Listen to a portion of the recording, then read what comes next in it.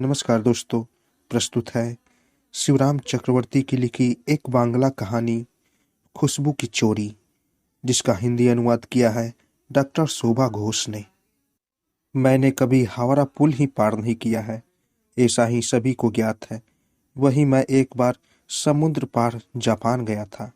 ऐसा कहने पर शायद ही कोई विश्वास नहीं करेगा। जापान जाकर मुझे विश्व भ्रमण का स्वाद तथा सुख दोनों ही मिला था। उसके बाद फिर कभी हावड़ा पुल के उस पार नहीं गया। जब मैं जापान पहुंचा था तब बिल्कुल दीवाला था। भाग्यवश वहाँ एक बिहारी सज्जन से मेरी मुलाकात हो गई। अपने बिजनेस के चक्कर में ही वे वहाँ गए थे। मेरे पास उन्होंने बंगला सीखने की इच्छा जाहिर की। बदले में मुझे हिंदी सिखाने का शर्त न मंजूर करके कुछ वेतन देना चाहा। मुझे दुगना फायदा होने लगा। रुपए के साथ साथ हिंदी भी आने लगी, बिल्कुल मुफ्त। उन्हें बांग्ला सिखाते हुए मुझे हिंदी यूं ही आने लगी। उन्हीं बिहारी सज्जन के घर रहता था और पास ही एक जापानी होटल में खाना खाता था। होटल वाला बंगालियों से बहुत चिढ़ता था। सुना है इसके पहले एक बंगाली उसका सामान चुरा कर भाग गया था। सामान चोरी? जी हाँ, सामान चोरी सुनकर आप आसमान से गिर पड़े। पर बात सच है। जापान में पहले नियम था।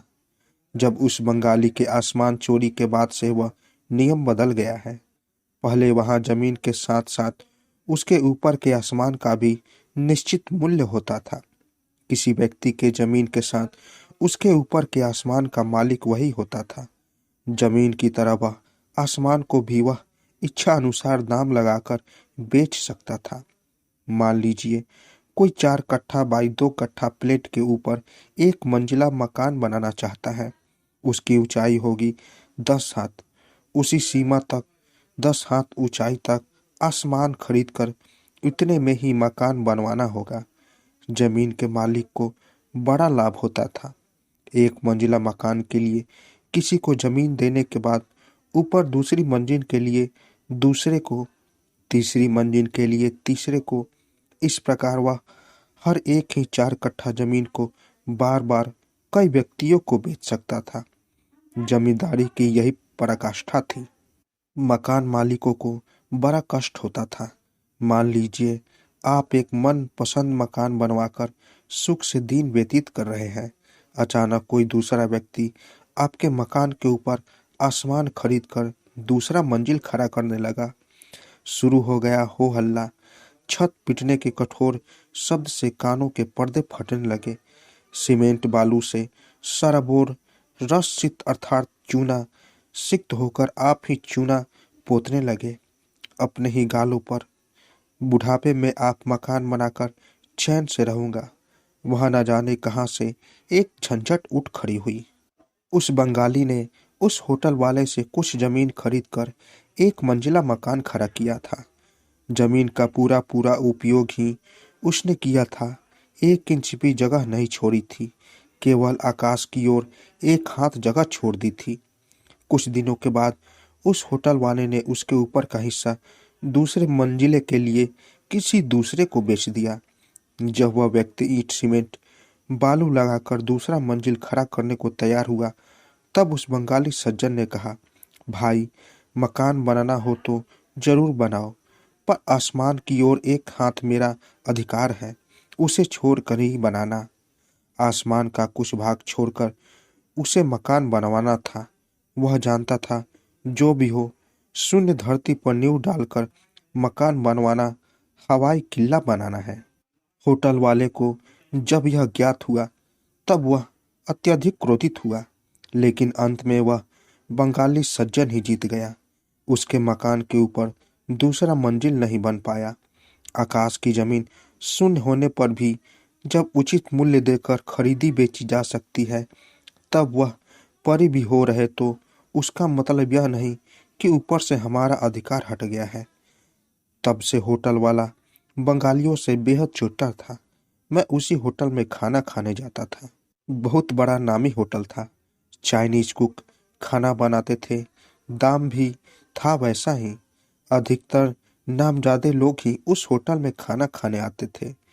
मेरे दिवालेपन की हालत सोचकर मैं इच्छा होते हुए भी अधिक कुछ खाने का साहस नहीं कर सकता था। मैं केवल एक प्लेट राइस लेकर रसोई के बगल में बैठ जाता था। वहीं बहुत कुछ नहीं, सब कुछ मिल जाता था। वहां से खुशबू आती थी, फ्राइड फिश, चिकन करी, चाप, लुए और भी न जाने क्या क्या। न कभी देखा था, न कभी चखा ही था। मैं चावल के साथ खुशबू मिलाकर बड़े चाव से खाता था। फिर अंत में पानी के साथ मिलाकर मिक्सर बनाकर पी जाता था। बड़ी तृप्ति होती थी। पूरे का पूरा चावल कैसे साफ हो जाता था, पता ही नहीं चलता था। मेरा नित्य प्रति का यही कार्यक्रम था। जो बॉय सर्वे करता था, उसने एक दिन मुझसे पूछा, खाली चावल खाने से तुम्हारा पेट भरता है? मैंने कहा, चावल खाकर पेट क्यों नहीं भरेगा? नहीं नहीं, मेरा मतलब बिना कुछ लिए सूखा चावल खाने से। सूखा कहाँ खाता हूँ?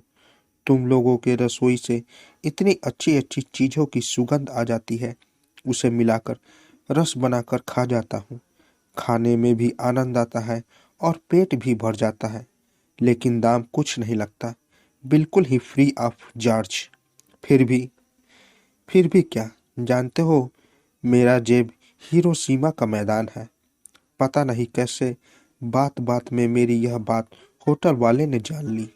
वह तो सुनते ही गुस्से में लाल हो गया। दूसरे ही दिन वह मुझे बुलाकर डांटने लगा। इतने दिनों तक मुफ्त में मैंने उसकी सुगंध खाई थी, उसका दाम देना होगा। उसने कहा, सुगंध चोरी के लिए 500 रुपये देने होंगे। मुझे बेचने पर भी यह दाम नहीं चुकेगा। मैंने साफ साफ बतला दिया। अदालत में मुकदमा उठ खड़ा हुआ। 3 महीने तक मैंने उसकी जो विभिन्न प्रकार के व्यंजनों की खुशबू खाई थी, उसका दाम देना होगा। दोनों तरफ की बातें सुनकर हाकिम ने कहा, उसकी फरियाद बिल्कुल ठीक है। खुशबू उसके रसोई से निकल कर आई थी, इसलिए उसके ऊपर से उसका अधिकार भी उड़ गया। ऐसी बात नहीं।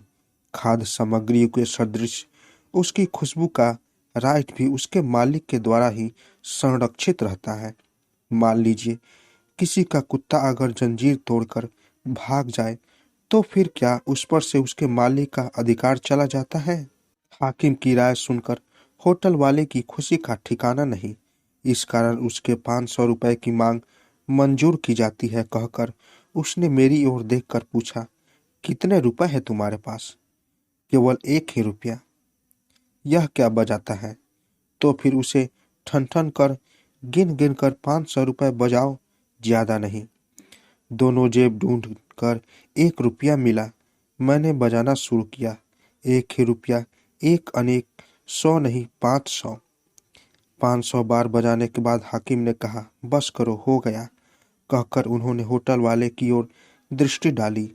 फिर बोले, तुम्हारे खुशबू का दाम रुपए की इस ठनकार से चूक गया। अदालत के राय की यही थी पराकाष्ठा। खुशबू चोरी की उसकी शिकायत का फैसला सुनकर मेरी नाक से खुशबू का दाम उसकी कानों को सौंप कर जापान त्याग दिया। मेरे विश्व भ्रमण का वही प्रारंभ और अंत था। उसके बाद फिर कभी हावड़ा पुल के उस पार भी नहीं गया। तो दोस्तों, कैसी लगी कहानी? अगर आप लोगों को कहानी अच्छी लगी हो तो मेरे चैनल को ज़रूर सब्सक्राइब करें और साथ साथ बेल आइकन को भी ज़रूर दबाएं, ताकि मेरी कहानी सबसे पहले आप तक पहुंचे। तो दोस्तों, मिलते हैं एक नई कहानी के साथ एक नए वीडियो में। तब तक के लिए नमस्कार।